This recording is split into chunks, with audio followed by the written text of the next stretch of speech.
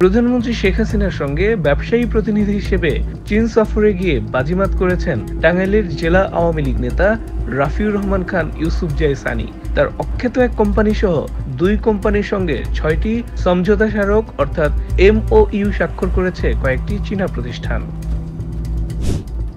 জানা যায়, সানি EBS গ্রুপের ব্যবস্থাপনা পরিচালক। 6টি চুক্তি স্বাক্ষর করা তার ওই 2 প্রতিষ্ঠানের নাম হলো বিলিয়ন 10 কমিউনিকেশনস লিমিটেড এবং EB সলিউশনস লিমিটেড।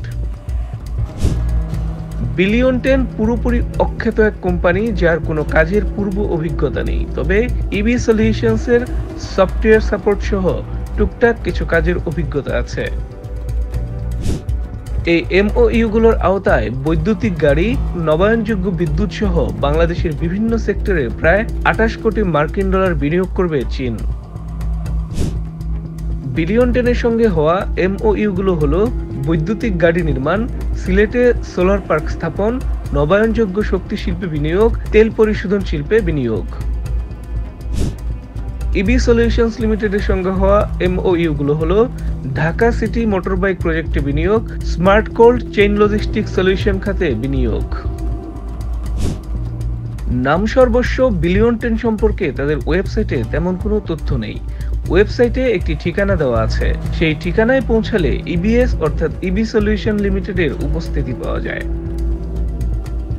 কর্মকর্তারা জানান, কৌশলগত কারণে ওয়েবসাইটে বিস্তারিত তথ্য দেওয়া হয়নি, তবে দ্রুতই তথ্য ও কাজ সম্পর্কে জনগণকে অবহিত করা হবে।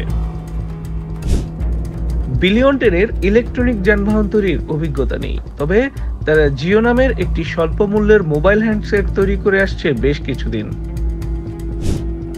কোম্পানির পক্ষ থেকে একটি প্রেস রিলিজে রাফিউর রহমান খান ইউসুফজাই সানি বলেন, মাননীয় প্রধানমন্ত্রী ও উভয় দেশের সরকারের উচ্চ পর্যায়ের ব্যক্তিদের উপস্থিতিতে আমাদের প্রতিষ্ঠানের সঙ্গে চীনের বেশ কিছু প্রতিষ্ঠানের যৌথ বিনিয়োগের সমঝোতা হয়েছে।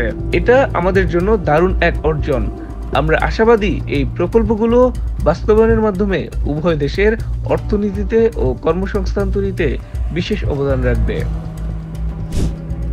জানা যায়, রাফিউর রহমান খান ইউসুফজাই সানি ছাত্র জীবনে ছাত্রলীগ করতেন। উচ্চতর শিক্ষা নিয়েছেন দেশের বাইরে। ফিরে এসে ঢাকায় ব্যবসার পাশাপাশি সক্রিয় হন আওয়ামী লীগে। পরে টাঙ্গাইলের মির্জাপুরের প্রয়াত MP বীর মুক্তিযোদ্ধা একাব্বর হোসেনের আশীর্বাদ পুষ্ট হয়ে নিজেকে উপজেলা আওয়ামী লীগে জড়ান। সবশেষ সংসদ নির্বাচনে টাঙ্গাইল 7 আসনে নৌকা প্রতীকে মনোনয়নপত্র জমা দিলেও তাকে প্রার্থী করা হয়নি।